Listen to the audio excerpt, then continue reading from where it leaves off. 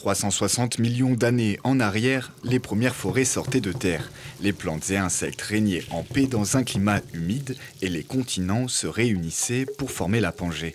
Cette période terrestre est nommée aujourd'hui Carbonifère, une histoire riche de flore racontée à travers les fossiles de l'exposition du Muséum d'histoire naturelle. Cette exposition qui s'appelle Planète Carbonifère est une exposition essentiellement basée sur des fossiles qui datent donc de cette période, c'est-à-dire entre 300 et 360 millions d'années avant maintenant, donc avant nous. C'est une période qui date donc d'avant les dinosaures. Alors que les premières traces de l'homme remontent à 2,8 millions d'années, cette histoire de 360 millions d'années a été découverte dans la Terre. Les plantes et insectes fossilisés dans la roche sont les vestiges de notre planète à cette époque. Les fossiles, ce sont des traces de la vie passée et de l'évolution passée de la planète. Oui.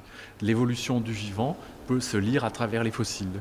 Et on va pouvoir même ici voir la coévolution, c'est-à-dire l'évolution qui se produit entre les plantes et les insectes de l'époque, comme ça arrive encore aujourd'hui. Une période nommée Carbonifère car enfermant énormément de carbone dans ses roches, elle donna naissance aux nombreuses mines de charbon exploitées par l'homme des millions d'années plus tard. Évidemment, c'est intéressant d'apprendre un peu les notions précises et voir un peu d'où notre Terre est venue et ce qui se passait dans ces millions d'années précédentes.